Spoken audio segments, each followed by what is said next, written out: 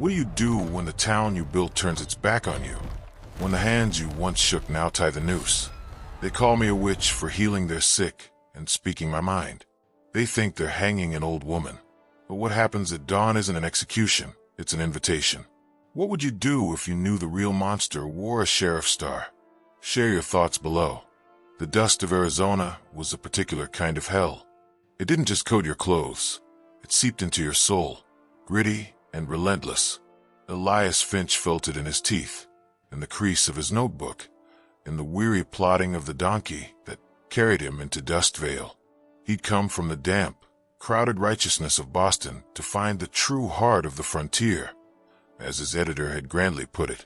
But as he squinted at the sun-bleached, wind-whipped buildings of the main street, all he found was a silence that felt like a held breath. The first thing he saw was the gallows. It stood in the center of the town square, raw, fresh-cut timber stark against the faded browns and grays of the surrounding structures. It was a promise, or a threat, probably both. The second thing he saw was the law. Sheriff Abraham Kane stood on the boardwalk outside his office, a solid, imposing figure in a crisp duster.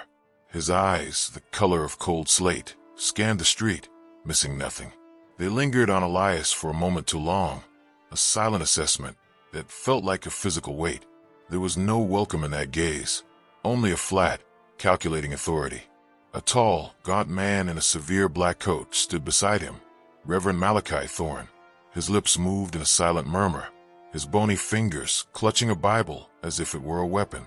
Together, they were the pillars of Dustvale, the law and the word, and both, Elias sensed with a journalist's itch, were rotten to the core. Seeking refuge from the oppressive stillness, he pushed through the swinging doors of the only establishment that showed signs of life, the Blood Rose Saloon. The air inside was thick with the smell of cheap whiskey, sawdust, and slow-burning tension. A few grizzled miners hunched over their drinks, their conversations hushed. The piano was silent. Behind the bar, a man with a pronounced limp and a face that had seen too much, Silas Griffin, polished a glass with a quiet intensity. And in a corner, presiding over a small table like a queen on a dusty throne, sat Elara Blackwood. She was not what he expected. Her age was evident in the fine lines that mapped her face, and the steely gray of her hair, pulled into a severe bun.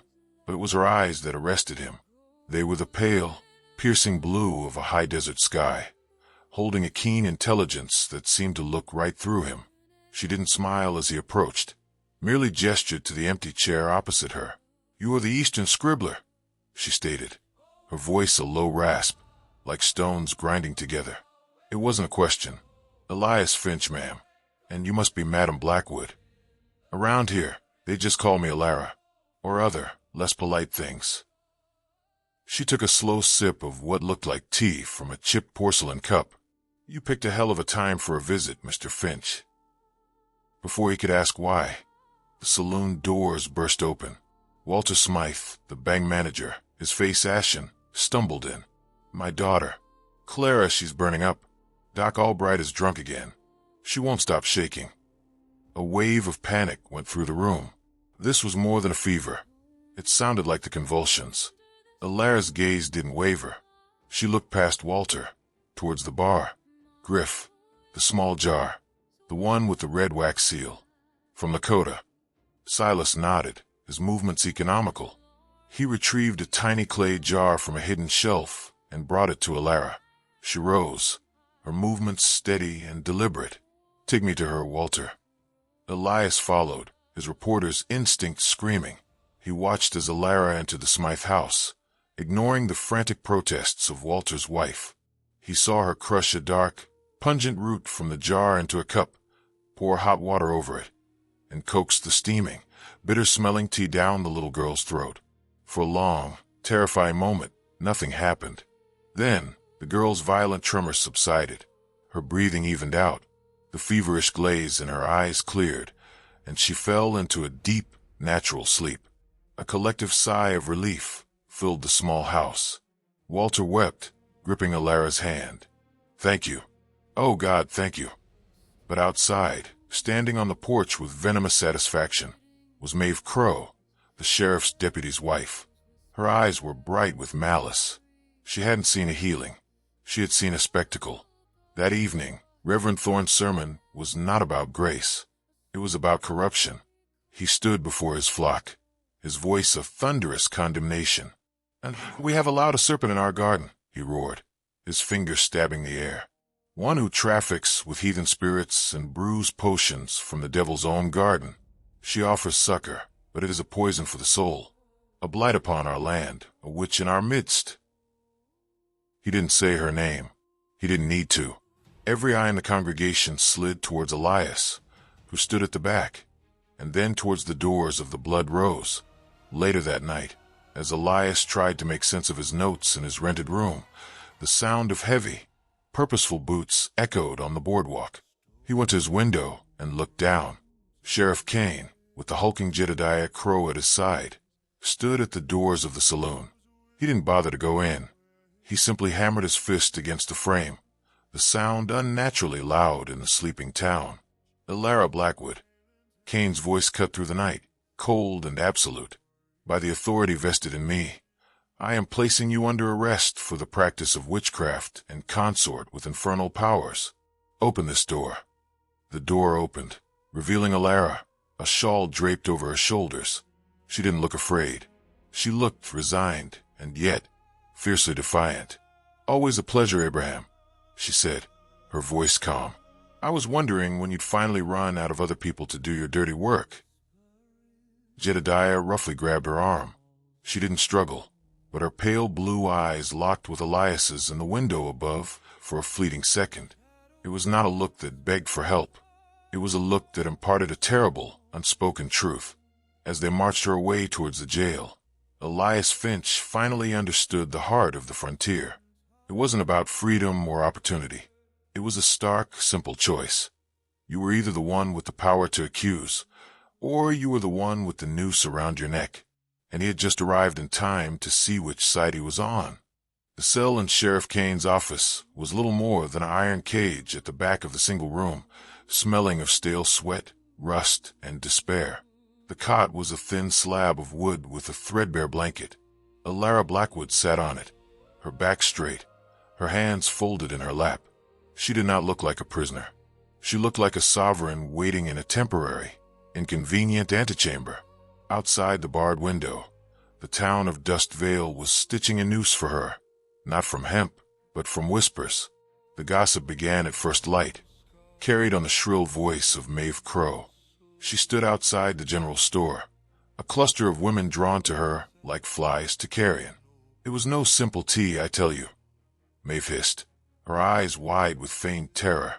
The air in that room turned cold. I felt a chill right down to my soul. And her eyes, they glowed, I swear it.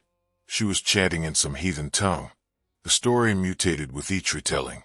By mid-morning, Elara had summoned a demon to possess the child, only banishing it when the sheriff arrived.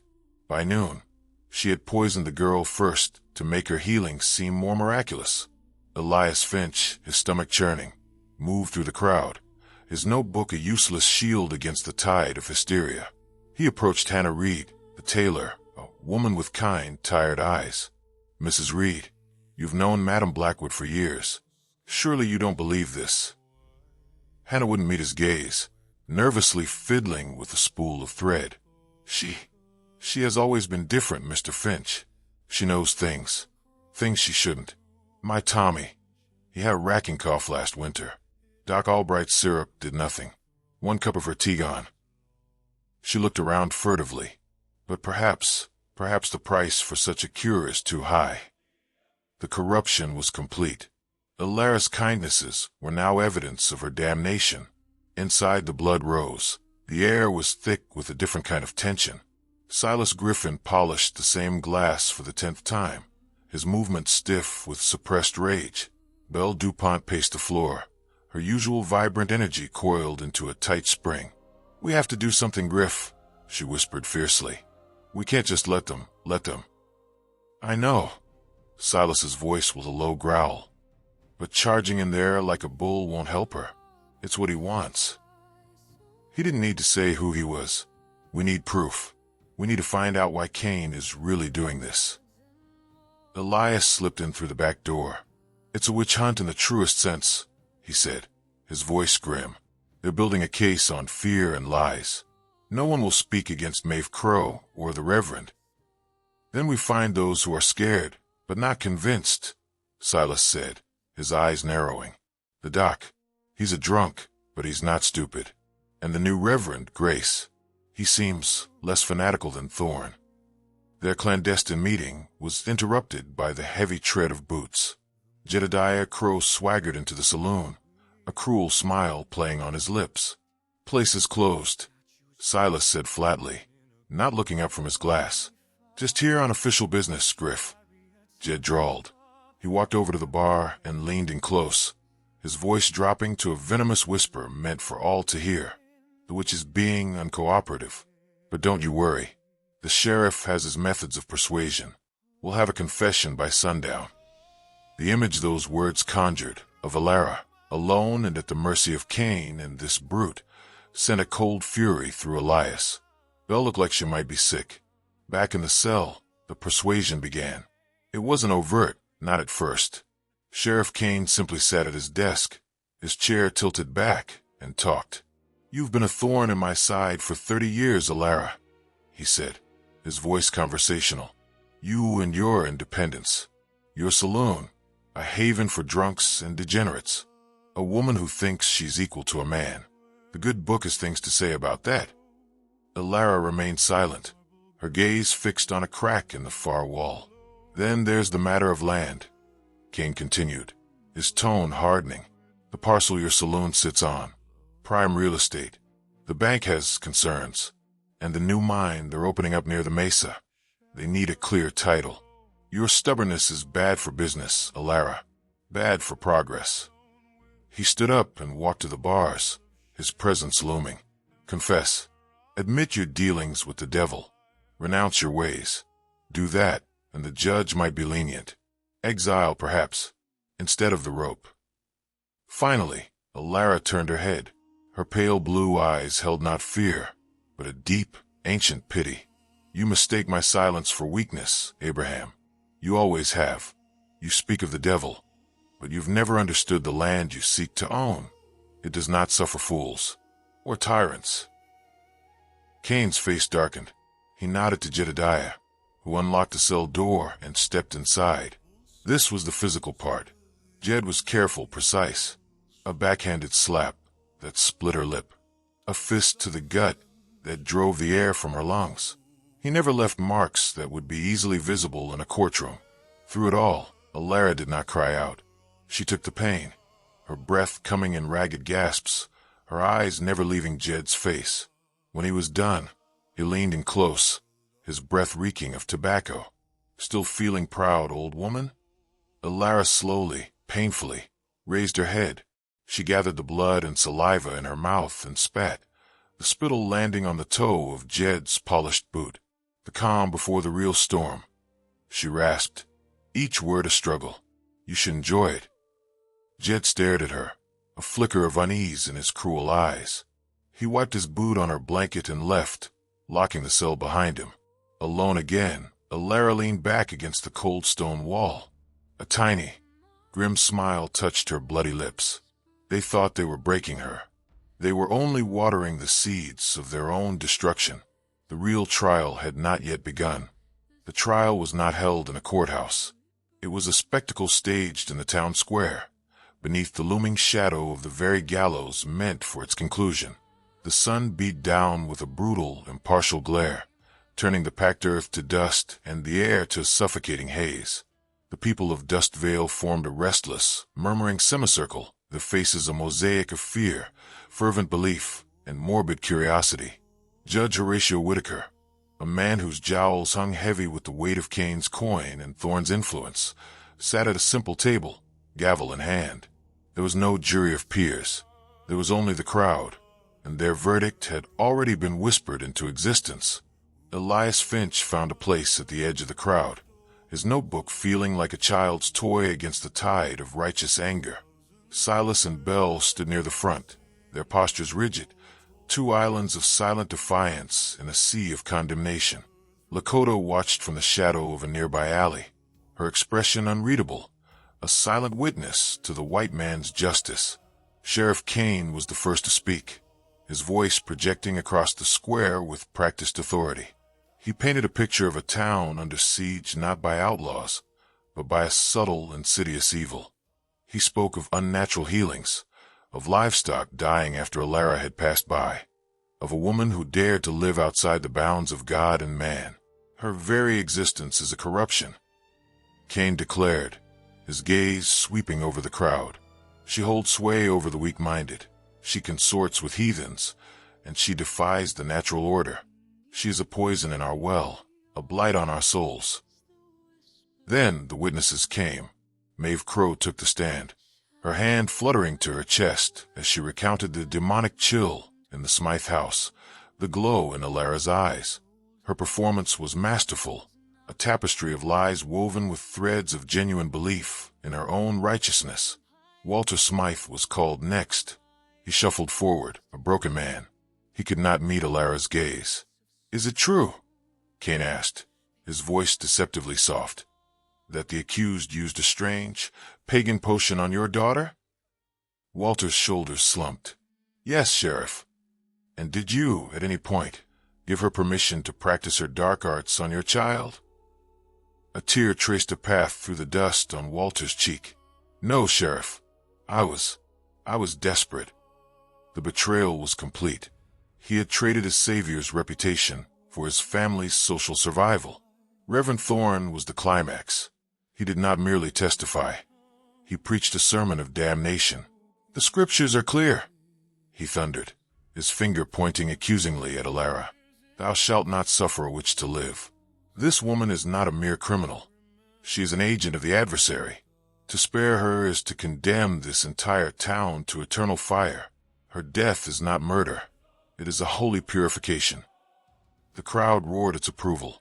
The air crackled with a feverish, terrifying energy. Then, to everyone's surprise, Judge Whitaker looked at Elias, the Eastern journalist. "You were present. You witnessed the event. Come, give your account." Elias stepped forward, his heart hammering against his ribs. He looked at Elara, who gave him an almost imperceptible nod. "I saw a woman save a child's life," he said, his voice clear and strong, cutting through the mob's fervor. "I saw no demons. I heard no chants. In Boston, we call that mercy. We call it compassion. What I see here today is not justice. It is a mob being manipulated by fear." His words were met with jeers and shouts of Eastern dandy and witch lover. Kane smiled, a thin, cold curve of his lips. "Your fine Eastern ideals have no place here, boy. We are the frontier. We survive by God's law and the strength of our own hands." The trial was over. Judge Whitaker needed only minutes to confer theatrically with Kane and Thorne before he stood, his jowls quivering with false solemnity. The evidence is overwhelming, the testimony damning. The accused, Elara Blackwood, is found guilty of the crime of witchcraft, of consorting with infernal powers, and of acts against God and this community. The sentence is death, to be carried out by hanging at dawn tomorrow. May God have mercy on her soul. A collective, bloodthirsty cheer erupted from the crowd. "Justice," they cried. "Purge the witch." Through it all, Elara had remained silent, a statue of calm amidst the storm. But as Jedediah moved to grab her, she raised a hand, and such was the authority in that simple gesture that he paused. She turned, not to the judge, not to the crowd, but directly to Sheriff Kane.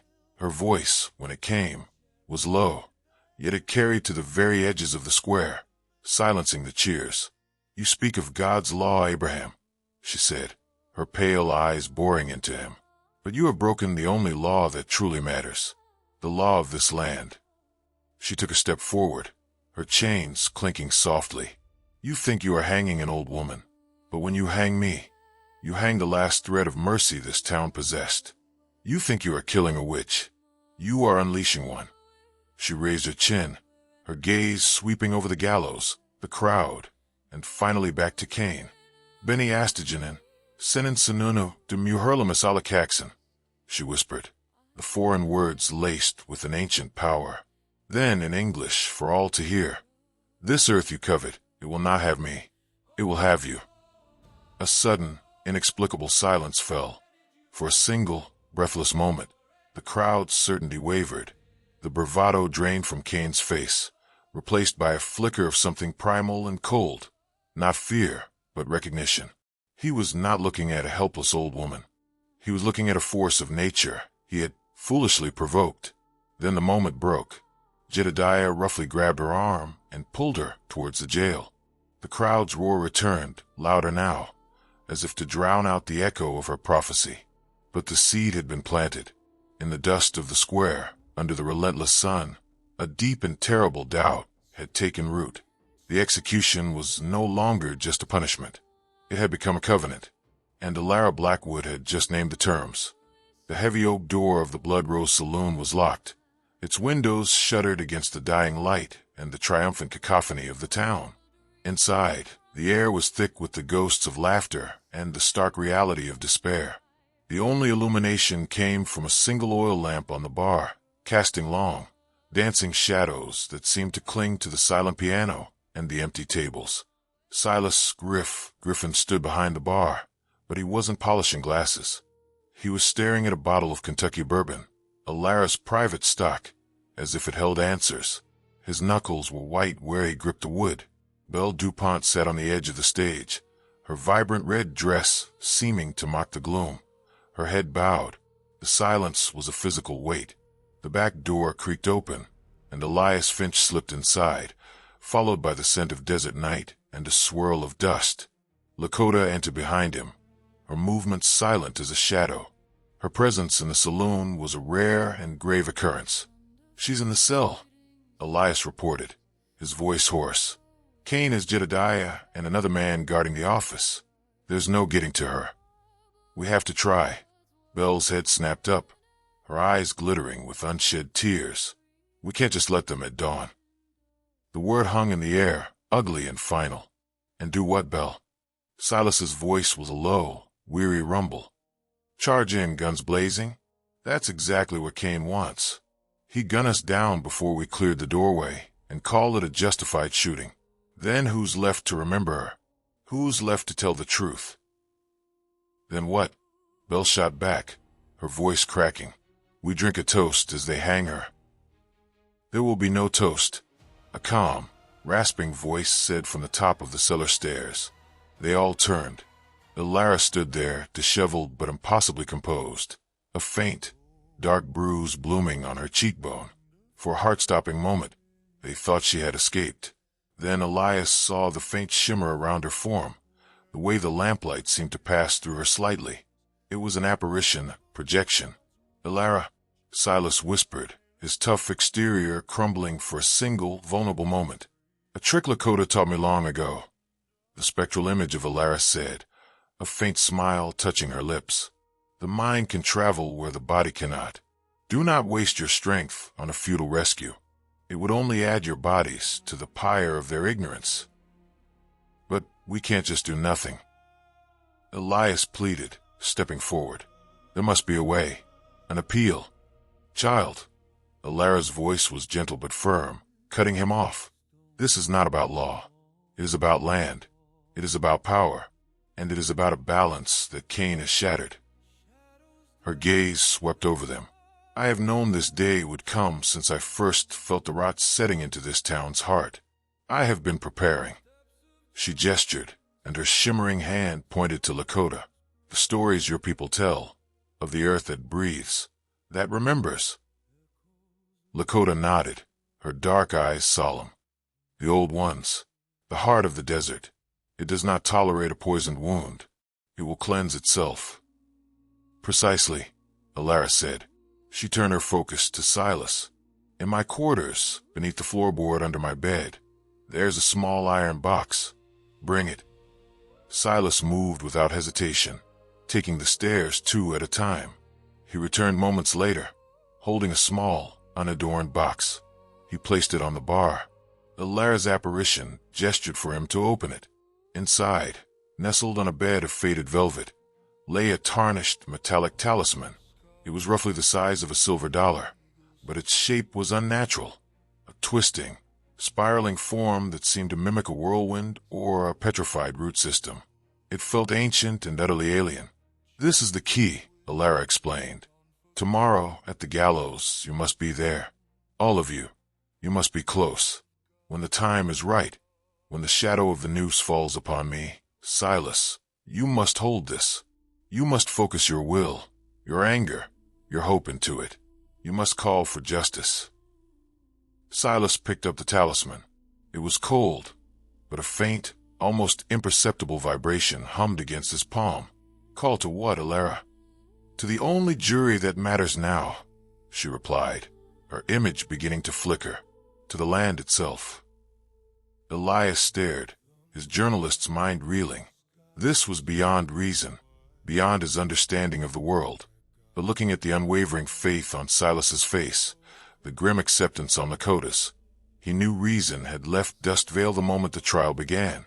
"Elara," Silas said, his voice thick with emotion. "Let me try. A diversion, something. We can get you out." Elara's spectral form shook its head, her expression one of profound love and finality. "No, my old friend. This is not an escape. It is a confrontation. Cain believes he is executing a helpless woman. He must be shown the truth. He must face what he has truly provoked." She looked at each of them in turn, the loyal barkeep, the fiery songbird, the idealistic writer, the wise shaman. "Do not mourn me. The story of Elara Blackwood does not end at the end of a rope. It begins there." Her image faded. The last to disappear were her pale, piercing blue eyes, holding a promise of storm and reckoning. The saloon was silent once more. The weight was still there, but it had changed. It was no longer the weight of despair, but the heavy, electric burden of purpose. Silas closed his fist tightly around the cold metal talisman. He looked at the others, his jaw set. "All right," he said, his voice steady as granite. "We have our orders. We'll be there." They would not sleep that night. They would wait, surrounded by the ghosts of the blood rose, preparing for the dawn. They were no longer just friends of the condemned. They were the harbingers.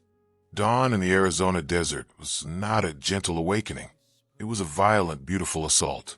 A razor-thin line of fire split the horizon, bleeding orange and violet across the vast, sleeping sky. But on this dawn, the beauty was a lie. The air in Dustvale was preternaturally still and heavy, as if the world itself was holding its breath. The usual chorus of waking birds was absent, leaving a silence that was more deafening than any noise. The townspeople began to gather in the square, their faces pale and solemn in the grim light. They came not with the raucous energy of the trial, but with a quiet, dutiful dread. It was one thing to scream for a witch's death in the heat of the day. It was another to witness it in the cold, clear light of morning.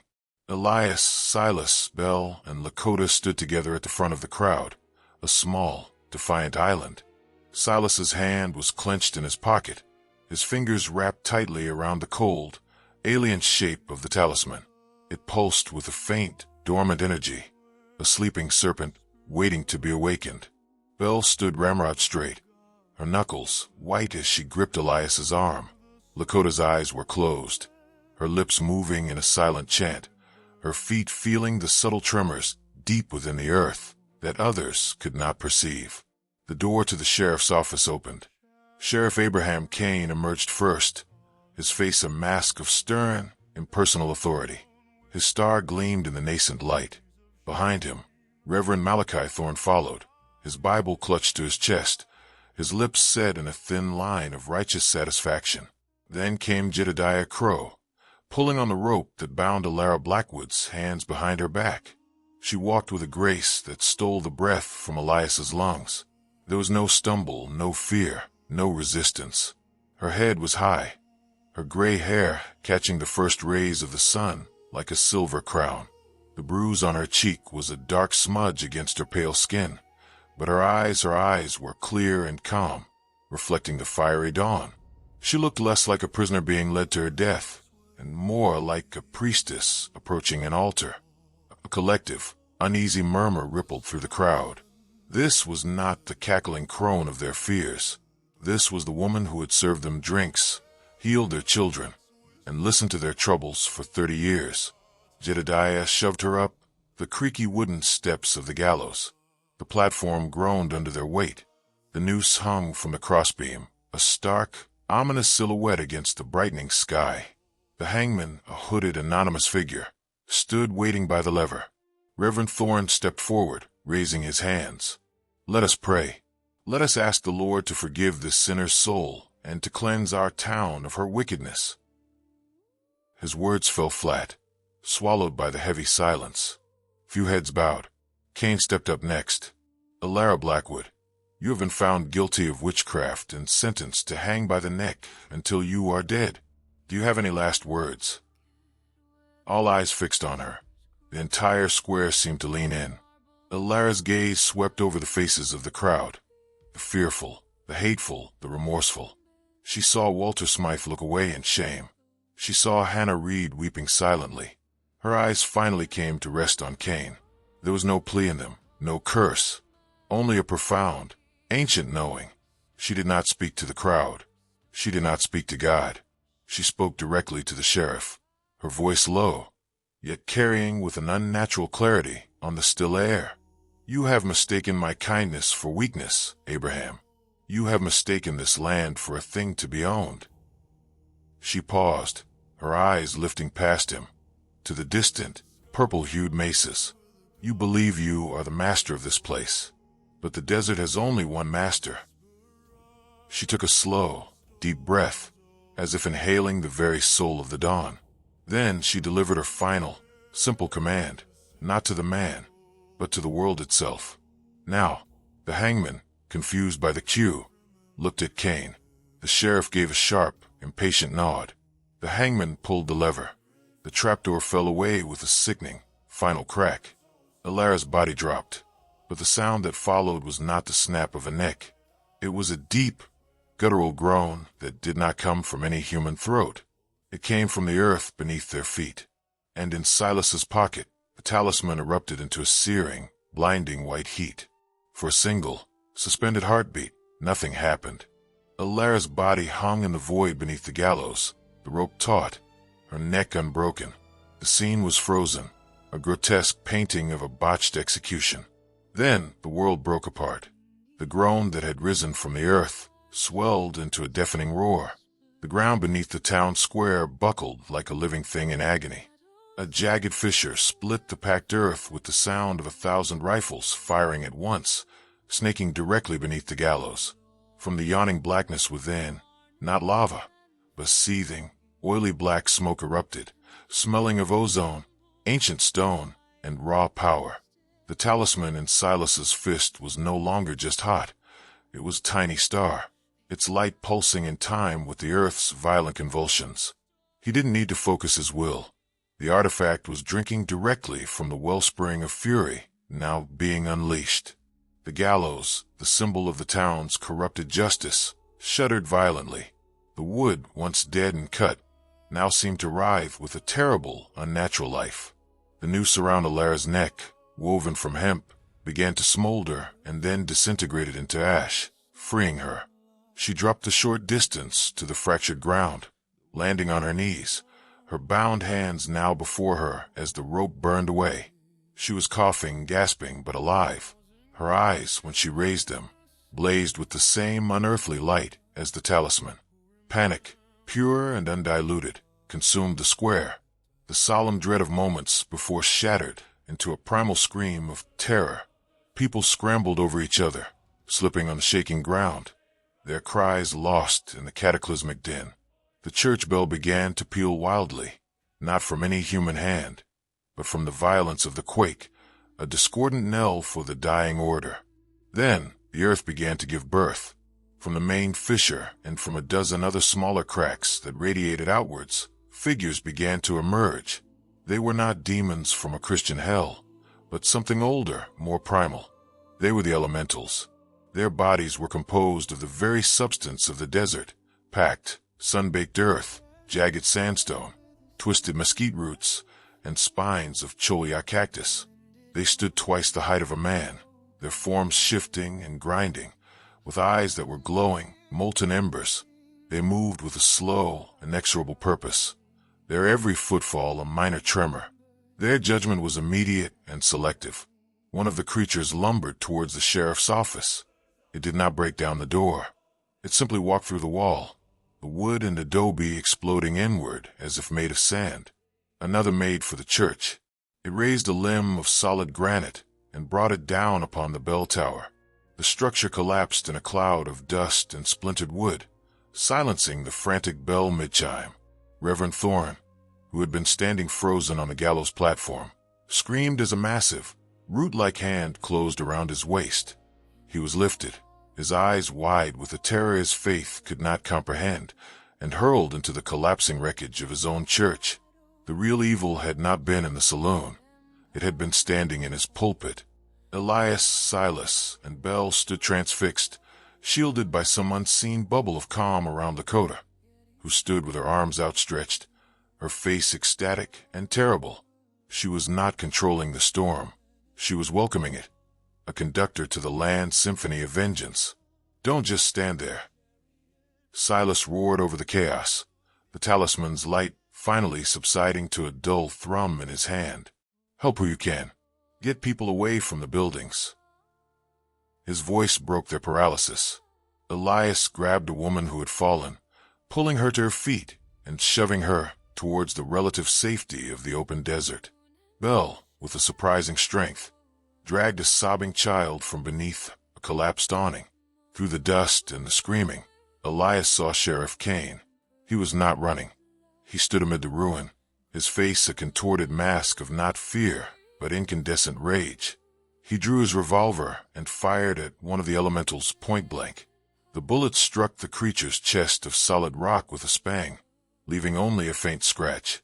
The creature turned its ember eyes towards him, and for a moment it seemed to pause, as if recognizing the source of the poison in its veins.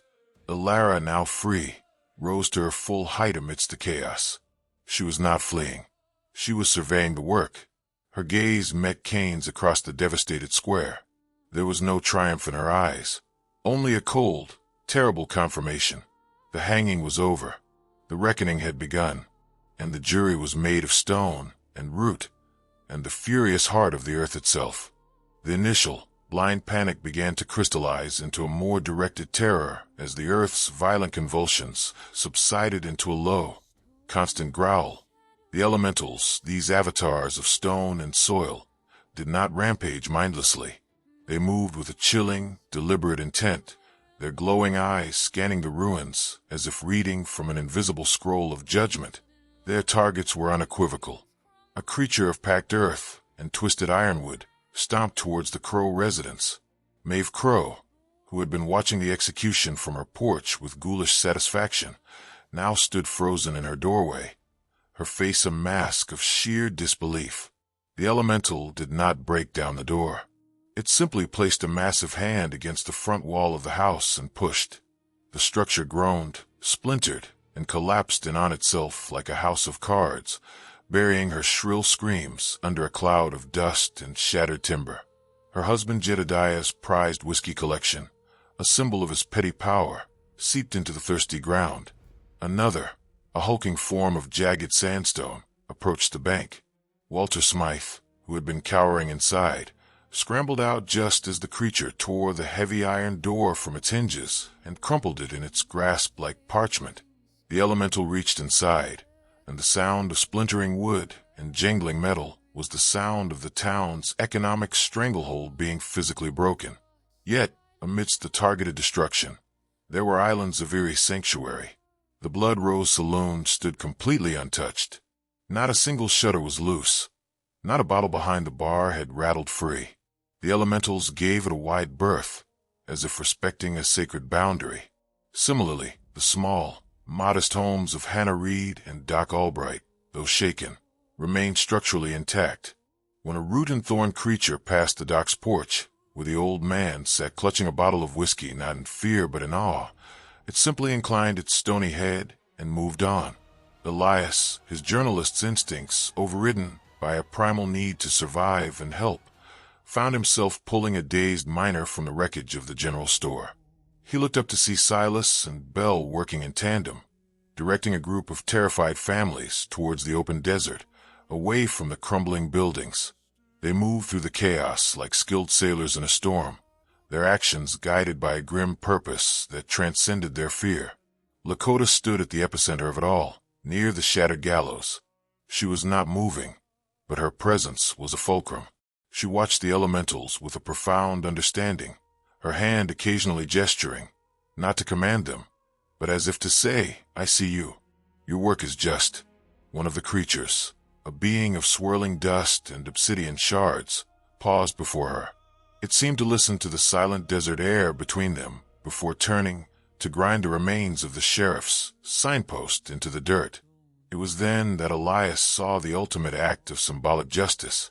The largest of the elementals, a colossus of fused mesa rock and petrified wood, reached the church.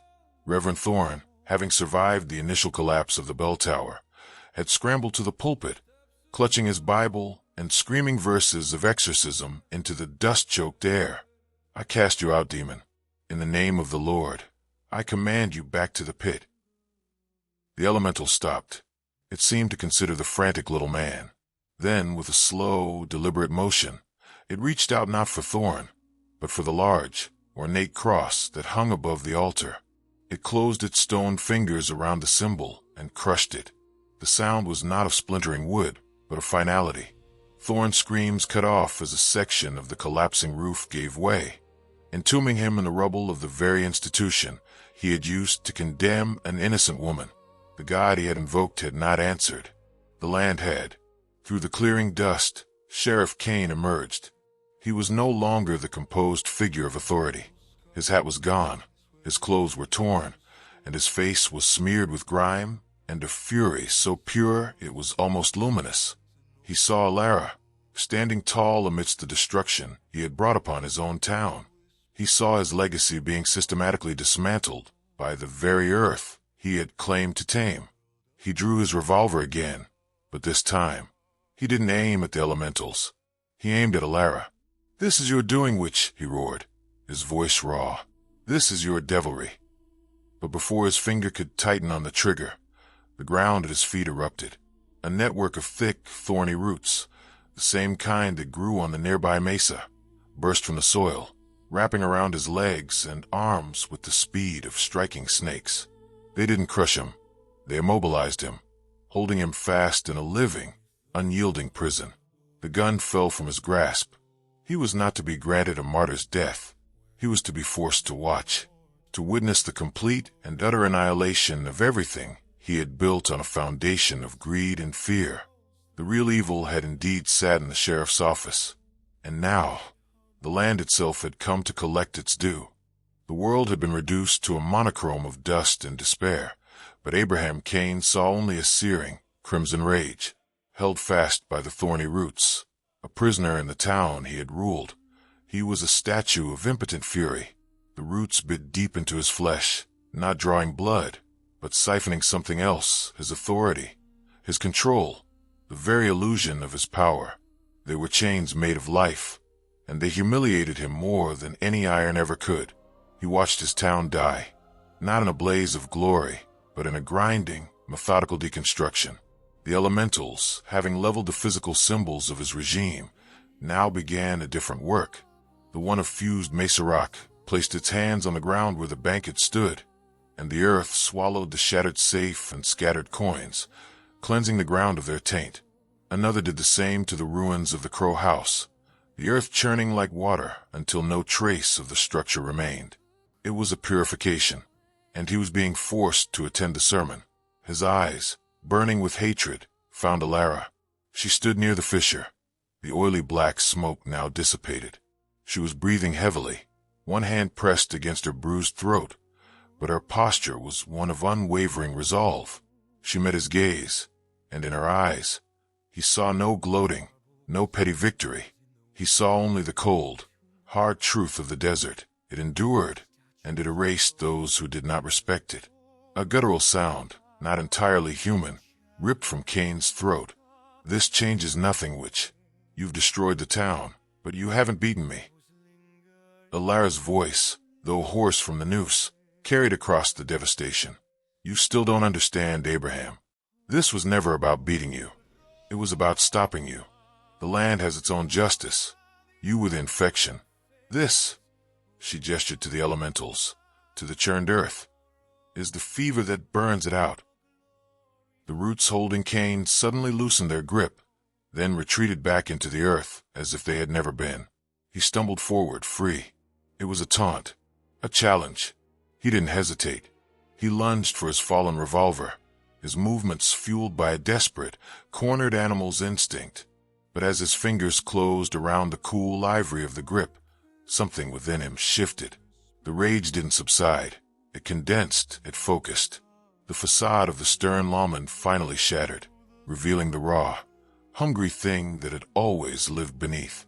He rose, but he was no longer just Abraham Cain. His form seemed to swell, not in size, but in presence. The air around him shimmered with a heat haze, and the shadows at his feet deepened, pooling like oil. When he spoke again, his voice was a distorted, multi-layered rasp, the sound of grinding stones and damned souls. You think a few parlor tricks with dirt and stone can stand against me? I have fed on the fear of this town for a decade. I have drunk their trembling prayers. I am not a man to be judged by the dust from which he came. His eyes were now pits of absolute blackness, reflecting no light. This was the real Sheriff Cain, the demon of greed and tyranny that had worn a human skin. He raised his hand, not with a gun, but with fingers curled like claws. A wave of palpable, sickening energy, a concentrated blast of the fear and despair he had cultivated, erupted from him and slammed into the nearest elemental, the one of sandstone.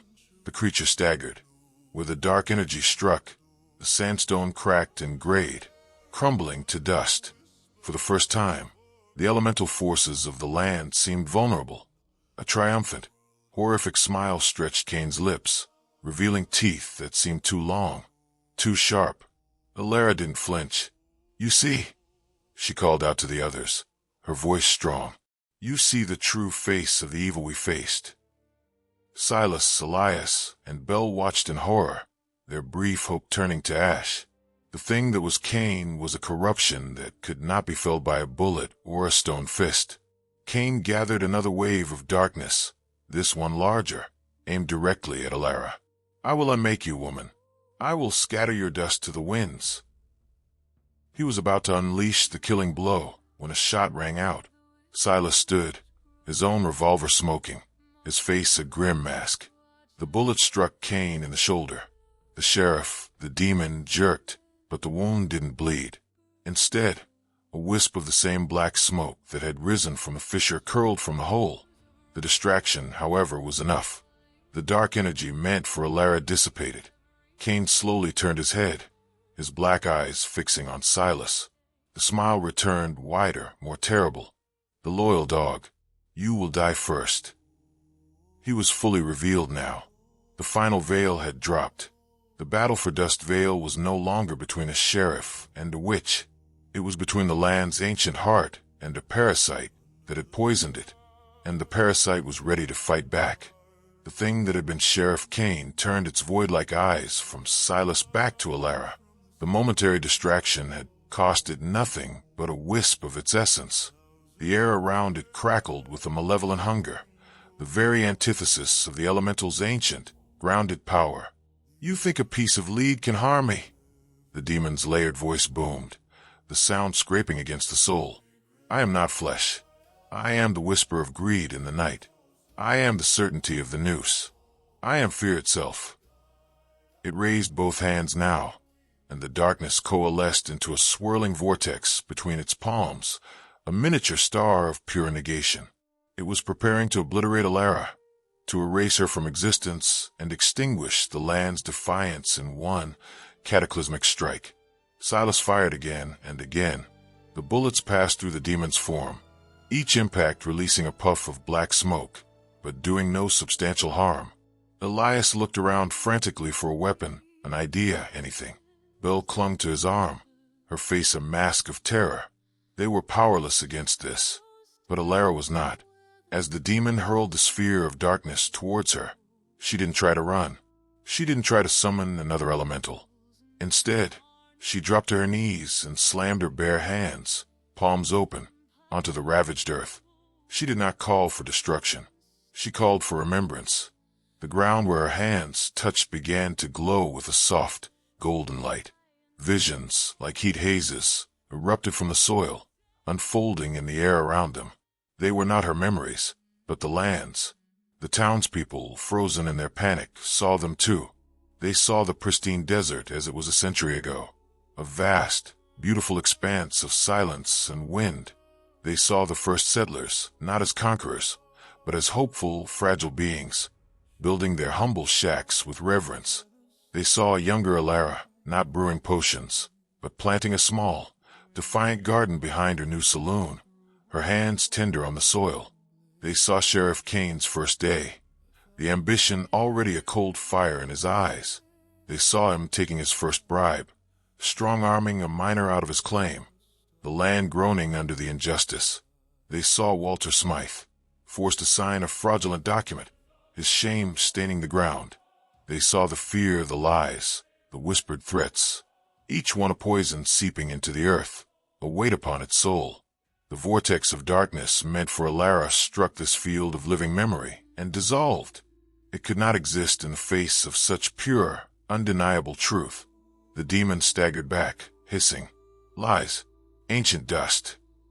"It is the only truth that matters," Elara said, her voice resonating with the power flowing through her from the earth. "You are not fear itself. You are a leech, and your host is rejecting you." She rose to her feet, the golden light from the ground now climbing up her arms, weaving around her like luminous vines. She began to speak, but the words were not English, nor any language of men. It was the language of the desert, the sound of wind through canyon, the trickle of a hidden spring, the shift of continents. As she spoke, the shattered timbers of the gallows began to twitch and writhe.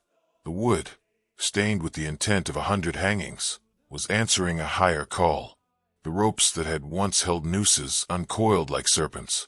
From the wreckage, a new form began to rise. It was a golem of the gallows, a towering figure of splintered wood and tangled rope, with a single, slitted eye of glowing amber where its head should be. In its hand, it held the very noose that had been meant for Elara, now twitching with a life of its own. The demon Cain saw its end in that creation. It was a being of fear, and this was fear given form. The fear of the condemned, the terror of the unjustly accused, given power by the land itself. It tried to flee, to dissipate into the wind, but the golden light from the ground held it fast, pinning its essence in place. The gallows golem took a heavy, creaking step forward. Its rope arm lashed out, not to hang, but to bind. The noose flew through the air and settled around the demon's neck. But instead of tightening, the rope began to glow with the same golden light as the earth. The demon screamed, a sound of tearing reality, as the light traveled from the rope into its form. It was not a violent death. It was an unmaking. The darkness was being drawn out of it, siphoned away by the light.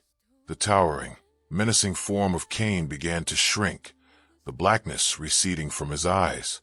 The oppressive aura vanished. The multi-layered voice faded into a single, weak gasp. When the light finally dimmed, Sheriff Abraham Cain stood there alone. He was just a man, a middle-aged, balding, terribly ordinary man. His clothes hung loose on his suddenly frail frame. He looked at his hands, soft and uncalloused, with confusion and dawning horror.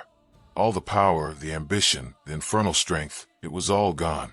He was empty. He looked at Elara, his eyes wide with a terror far greater than any he had ever inspired. What did you do to me?" Elara walked towards him, the golden light fading from her own body. She looked tired, ancient, and immeasurably powerful. "I did not kill you, Abraham," she said, her voice once again the simple, rasping tone of an old woman. "Death is too easy. It is an escape." She stopped before him, her pale blue eyes holding his. "To live, to breathe, to feel the sun on your skin, that is the easy part. The hard part is to live with what you have done, to wake every day and see the ruin you wrought, to be judged not by God or devil, but by the eyes of the people you betrayed. That is your sentence. That is true justice." She turned her back on him, a gesture of absolute finality.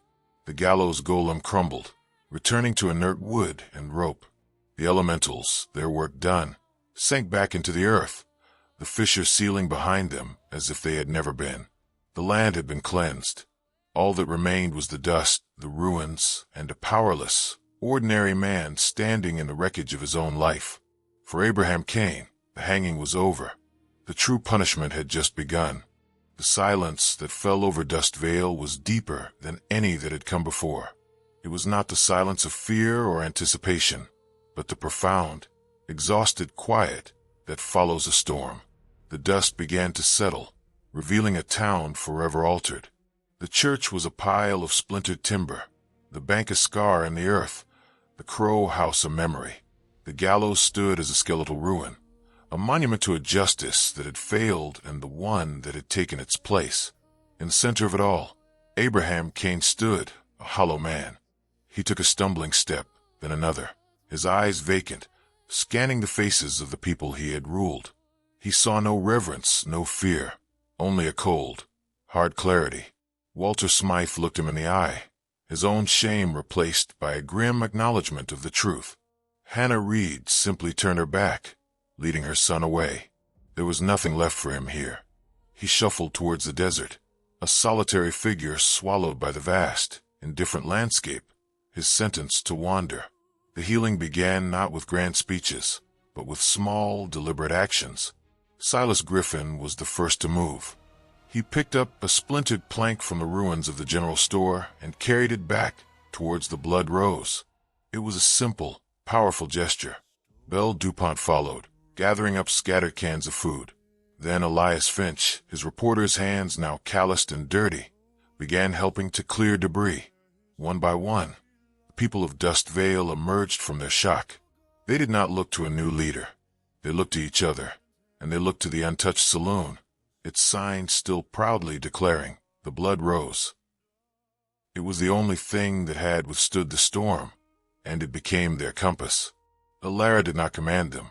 She sat on the saloon's porch, a blanket around her shoulders, Lakota by her side, preparing a poultice for her bruised neck. She was their witness, not their general. The power that had coursed through her had receded, leaving behind a deep, weathered peace. Days turned into weeks. The sound of hammers and saws replaced the roar of the earth.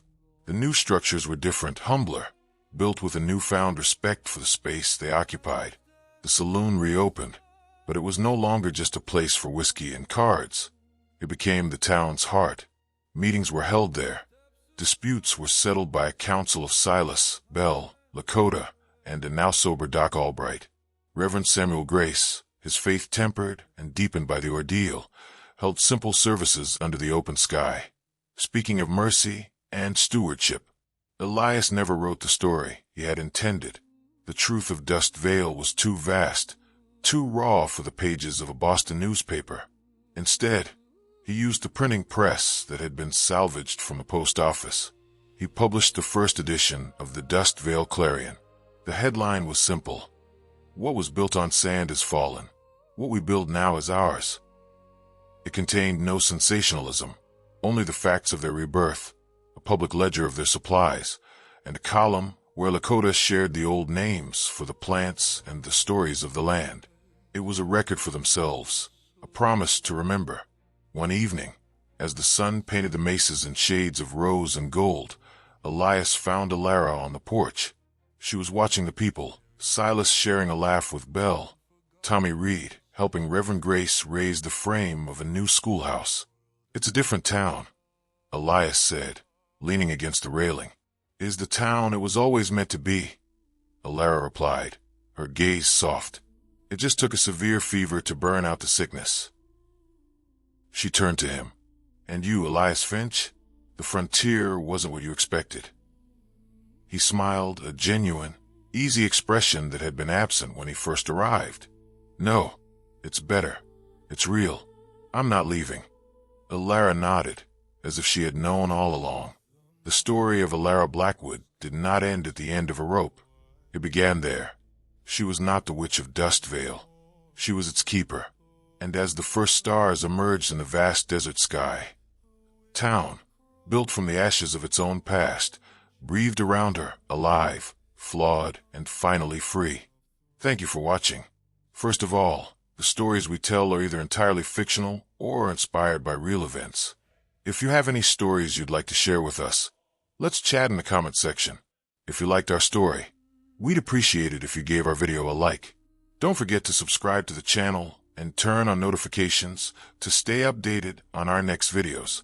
You can check out the playlist created for other stories on our channel in the card section at the top right. See you in the next video.